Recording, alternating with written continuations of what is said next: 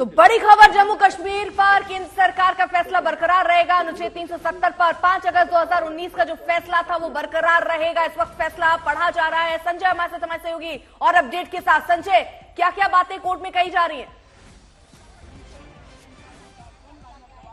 Court में सीधा सीधा साफ कहा है कि अगर जम्मू कश्मीर की संविधान सभा भंग भी हो गई तो राष्ट्रपति के पास ये पूरा अधिकार होता है कि वो 370 पर भी फैसला ले, क्योंकि जिस समय भारत में जम्मू कश्मीर का विलय हुआ था आजादी के बाद, उस समय जम्मू कश्मीर के पास अपनी स्वायत्तता नहीं थी, अपनी सॉवरेंटी नहीं थी। उन्होंने सारी चीजें भारत के साथ शेयर की, भारत में अपना विलय कर दिया पूरी तरह से।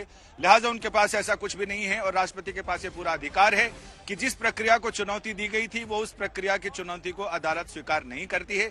यानी कुल मिलाकर केंद्र सरकार के फैसले को हरी झंडी दी है, जिसमें 2019 में केंद्र सरकार ने जम्मू कश्मीर को न केवल 2 केंद्र शासित राज्यों में बांटने का फैसला किया, बल्कि 370 और 35A के प्रावधानों को भी निरस्त कर दिया है। यानी विशेष दर्जा नहीं होगा, भारत के सभी राज्यों के बराबर जम्मू कश्मीर की भी स्थिति रहेगी।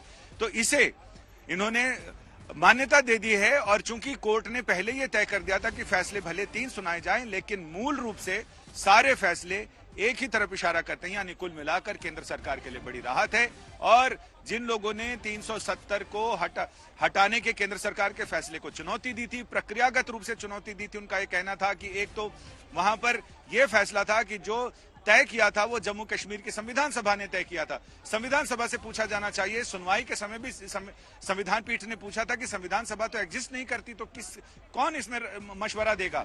तो इस पर विधानसभा की बात हुई, लेकिन ये कोर्ट ने मान लिया है कि एक बार जब राष्ट्रपति शासन लग जाता है, उसके बाद केंद्र सरकार को अधिकार है कि राष्ट्रपति के आदेश के साथ वो चीजों को फेरबदल कर सकता है। और ऐसे में 370 को लेकर जो फेरबदल किया गया है, प्रशासनिक स्थिति में बदलाव किया गया है, वो तमाम चीजें जायज हैं। इसमें कहीं अदालत को कोई प्रक्रियागत भूल, प्रक्रियागत लापरवाही या प्रक्रिया का उल्लंघन दिखाई नहीं पड़ता है।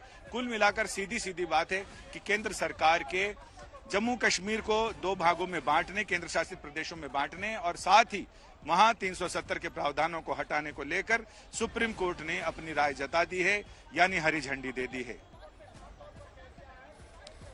तो अगर पूरे तौर पर इसे समझा जाए तो राष्ट्रपति के पास 370 पर फैसला लेने का अधिकार है और जो 5 अगस्त को फैसला लिया गया था अनुच्छेद 370 को लेकर, उसे हटाने का फैसला संवैधानिक तौर पर सही बताया कोर्ट ने। अब से कुछ ही देर पहले ये फैसला सुनाया जा रहा है कोर्ट में 5 जजों की बेंच द्वारा।